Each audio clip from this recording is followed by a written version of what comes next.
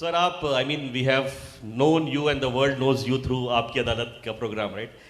ऐसा एक unique show, how did you conceptualise? ये आइडिया आया कहाँ से? Because it stands out in global television history की ऐसा एक शो किसी ने सोचा भी होगा, और जैसे हमने अभी देखा कि running for more than 30 years now possibly, right? So ये कैसे आपने सोचा होगा? We would want to know. देखिए, सब लोगों को लगता है कि ये एक ऐसा शो है जिसको बहुत प्लानिंग की गई होगी, बहुत सोचा गया होगा, बहुत तैयारी करके, लेकिन सच ये नहीं है। ये एक एक्सीडेंट था, ये एक चांस था, और कैसे हुआ ये आपको बताता हूं। 30 साल पहले, उस समय सिर्फ एक दूरदर्शन नाम का चैनल हुआ करता था और एक प्राइवेट चैनल जी टीवी इंडिया में लॉन्च हुआ। जी टीवी के उस समय प्रोग्राम होते थे जंगली तूफान, टायर पंचर, सांप सीढ़ी। उसके ओनर सुभाष चंद्रा को मैं जानता था क्योंकि वो मुंबई में एसएल वर्ल्ड चलाते थे। मैं मुंबई में एक न्यूज़पेपर में एडिटर था, तो कभी कभी एसएल वर्ल्ड के बारे में गलत खबरें ना छपे, इसके लिए वो अपना पीआर दोस्ती रखते थे एडिटर से, और उतना ही मेरा उनसे रिलेशन था। दिल्ली से मुंबई फ्लाइट जा रही थी और उस फ्लाइट में मेरे साथ में हमारे कॉलेज के फॉर्मर स्टूडेंट गुलशन ग्रोवर थे। गुलशन मेरे साथ बैठे थे और आइल में सुभाष चंद्रा और रमेश चौहान, जो पार्ले के ओनर, ये दोनों खड़े हुए बात कर रहे थे। और सुभाष चंद्रा की एक फ्रेंच कट बियर्ड थी। तो गुलशन ने मुझे पूछा कि यार तू इसको जानता है, ये दाढ़ी को? तो मैंने कहा जानता हूं, बताओ क्या बात है। एडिटर की थोड़ी एरोगेंस भी थी। तो उसने कहा कि अगर इसके टीवी चैनल, मतलब मेरा इंटरव्यू आ जाए तो मुझे फायदा होगा, मेरा रेट बढ़ जाएगा, मेरी पोजीशनिंग इंडस्ट्री में बढ़ जाएगी। तो मैं वहां अपनी सीट से उठा, मैं सुभाष चंद्रा जी के पास गया। रमेश चौहान मेरे दोस्त थे। तो मैंने कहा भाई सुभाष जी, आपके जी टीवी में हमारा दोस्त है गुलशन, उसका इंटरव्यू करा दीजिए।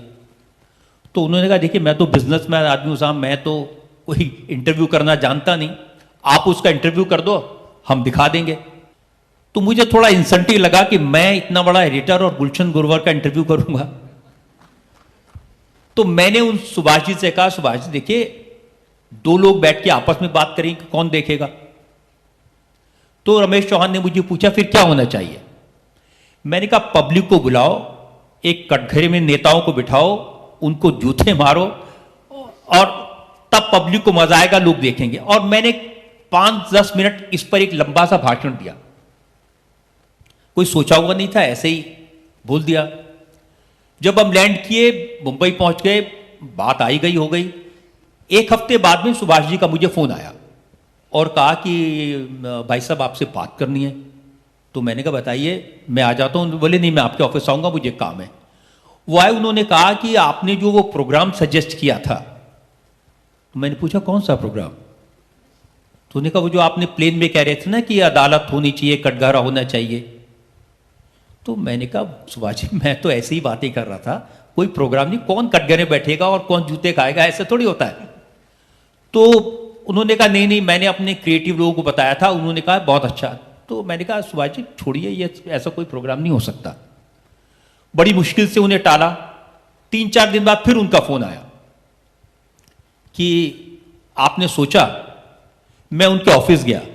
मैंने कहा मैं आपसे कान पकड़ के माफी मांगता हूं, मैंने हवाबाजी की, ऐसा कोई प्रोग्राम नहीं हो सकता, और मैं टीवी करना नहीं जानता, मैं टीवी देखता भी नहीं हूं।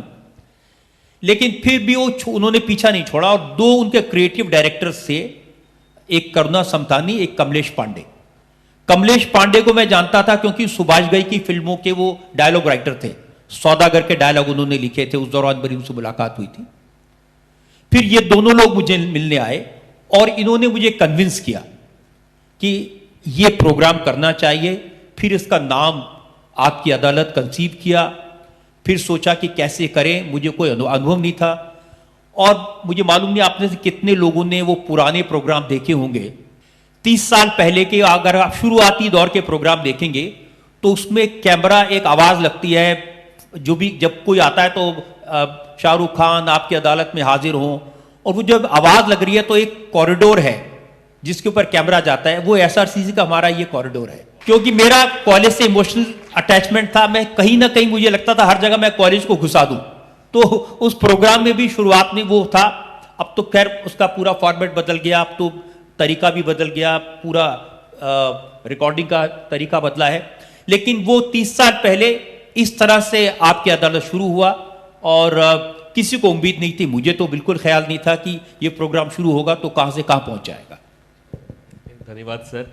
आई थिंक जैसे back story of any great show होता है, I think it's very unique that we came to know and lot of lessons ना उसमें कि कैसे उन्होंने एक अपॉर्चुनिटी लिया सुभाष जी से बात करने का and speaking your mind, the creative side of Rajat ji which comes out की conceived a new show in just on the fly, right, and which has turned out to be historical.